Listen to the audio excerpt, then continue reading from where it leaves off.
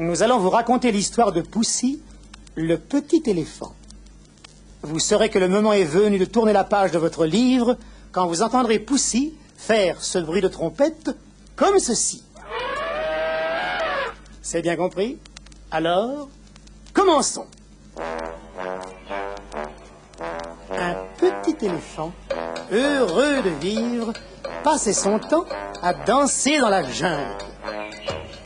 Il était sûr d'être un très bon danseur. 1, 2, 3, hop! 1, 2, 3, hop! Mais chaque fois qu'il frappait le sol de ses grosses pattes, en comptant 1, 2, 3, il ébranlait toute la forêt, et toutes les fois qu'il lançait une ruade en disant hop, il saccageait un buisson ou un arbuste. Ainsi, le petit éléphant dansait à travers la jungle, détruisant tout sur son passage, jusqu'au jour où il rencontra un perroquet bavard et insolent qui lui dit « Pourquoi es-tu en train de nous embêter ainsi et de mettre peu à peu toute cette belle forêt en pièces? Quelle sorte d'animal es-tu donc? Je n'en ai jamais vu encore qui te ressemble. » Le petit éléphant répondit « Ma foi, je ne sais pas quelle sorte d'animal je suis. Je vis dans la jungle tout seul, et pour me distraire, je danse et je rue. Je m'appelle Poussy. C'est un joli nom, et je trouve qu'il me va bien, n'est-ce pas? » C'est en tout cas la seule chose qui t'irait bien, puisque tu le crois. Car pour le reste, c'est plutôt le contraire. Tes oreilles sont trop grandes pour toi. Et ton nez aussi. Regarde, il traîne par terre. Quant à ta peau, elle est si large pour ton corps que tu ressembles à un gros sac, mal rempli et tout plein de plis. On devrait t'appeler sac à plis. Poussy poussa un gros soupir. Il se regarda et trouva en effet que la peau de ses jambes était toute ridée. Il répondit au perroquet. Oh, je crois que tu as raison. Il faudrait que j'essaye d'arranger cela. D'après toi, que faut-il que je fasse? Je n'en sais rien. Je n'ai jamais vu quelqu'un aussi mal fagoté que toi.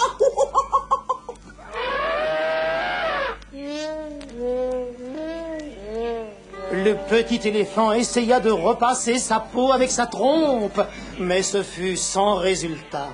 Puis, il tira la peau de ses jambes, mais cela fit encore plus de plis et de rides. Le perroquet, qui l'observait, riait de ses efforts sans essayer de l'aider.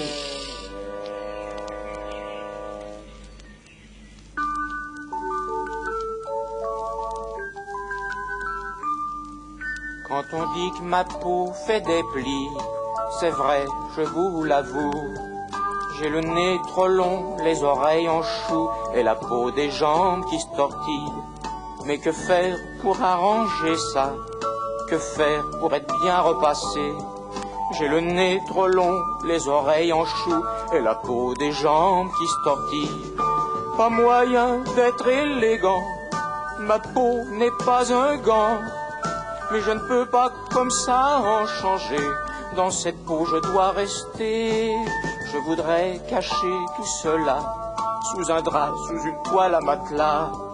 J'ai le nez trop long, les oreilles en chou et la peau des jambes qui se tortillent.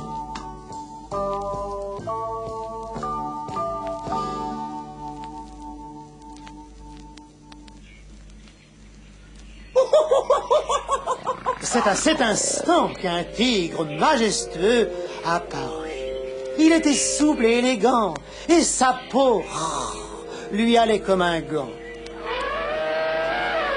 Poussy courut vers lui et lui dit « Oh, monsieur le tigre, dites-moi, je vous prie, pourquoi votre peau ne fait pas de plis? Le perroquet dit que la mienne est toute fripée et toute ridée.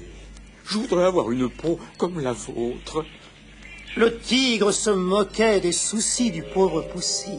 Il se sentit flatté cependant par les compliments du petit éléphant, tout en n'oubliant pas que c'était l'heure de son repas et qu'il avait très faim.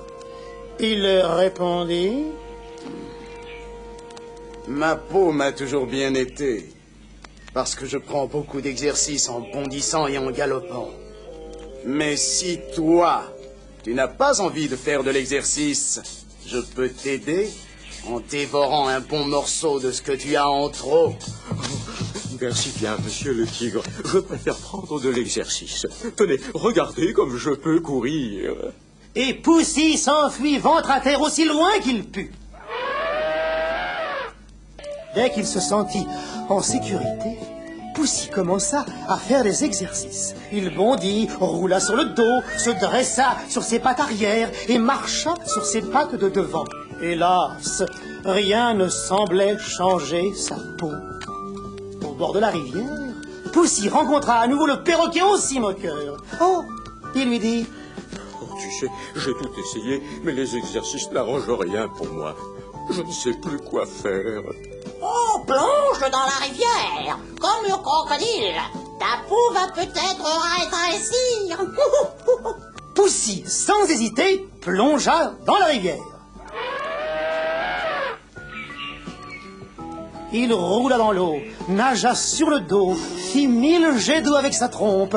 Il s'enfonça comme un sous-marin, et il en était là de ses exercices quand il aperçut, nageant vers lui à toute allure, un énorme crocodile, la gueule largement ouverte, prêt à lui croquer d'un coup de dent ses jolies oreilles. Laisse-moi manger un bon morceau. Elles sont trop grandes pour toi. Poussy bondit vers la rive et s'enfuit une fois encore ventre à terre. Il tremblait de peur et pleurait de désespoir. Il ne me reste plus qu'à me cacher dans un trou noir et profond, assez grand pour m'abriter. Ainsi, je ne verrai plus ces rides et ces plis qui me rendent si affreux.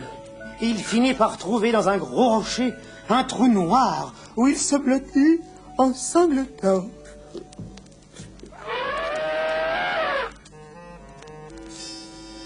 Soudain, il entendit un terrible rugissement. Il regarda à l'extérieur et vit un énorme lion qui approchait de la caverne où il était blotti. J'ai faim. Hurlait le lion. Je n'ai rien mangé aujourd'hui. Je ne peux pas dire que cette petite gazelle, toute maigre, était un repas. Pas plus que ce singe minuscule. Et ce buffle, il était si dur que je n'en ai pas croqué la moitié. Et ces tortues, on ne peut pas compter les tortues. C'est des grosses coupes, presque vides. Oh, j'ai faim. J'ai si faim que je pourrais manger un éléphant. Disant cela, le lion avançait à grands pas vers la caverne où Poussy était caché. Oh, ciel, tout est fini. Je ne vais plus avoir à me soucier de mes plis et de mes rides. Ce lion va me dévorer. Tremblant de peur, Poussy bondit hors du trou en poussant de grands cris de trompette. À cet instant, toute la jungle retentit d'un énorme vacarme. C'était un troupeau d'éléphants gigantesques qui venait de la plaine et entrait dans la forêt, brisant tout sur son passage. Affolé, le lion s'enfuit aussi vite qu'il le put, craignant d'être piétiné et aplati comme une descente de lit. Poussy regarda, émerveillé, tous ces gros éléphants qui poussaient des cris de trompette en faisant trembler le sol sous leurs pieds. Comme ils étaient beaux! Poussy courut vers eux. Ils l'entourèrent avec tendresse. Ma foi, ils avaient eux aussi de grandes oreilles et un grand nez, et leur peau était aussi fripée et aussi ridée que la sienne. Oh, chic alors. Oh, je voudrais bien vous ressembler. Mais tu nous ressembles, tu es un splendide éléphanteau, un vrai petit sac à plis comme nous tous. Oh!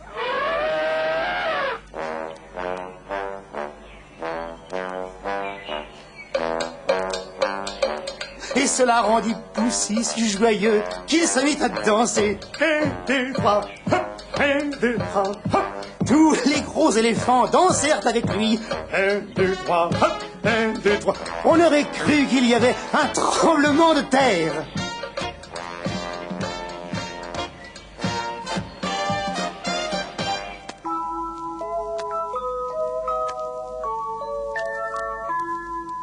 Je sais que ma peau fait des plis, c'est comme ça que je suis jolie.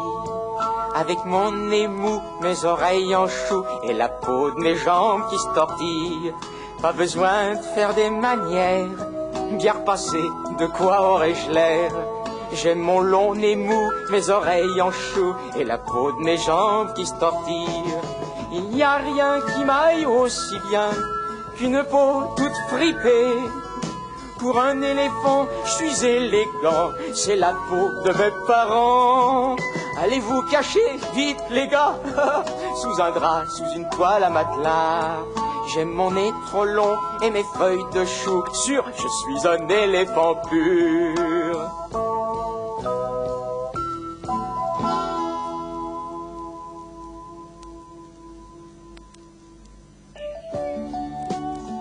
Le méchant perroquet qui assistait, perché sur une branche, à la fête des éléphants, croyait que c'était la fin du monde. Il s'envola en piaillant aussi vite qu'il le put, loin, très loin de la jungle, pour ne plus jamais rencontrer de petit éléphant.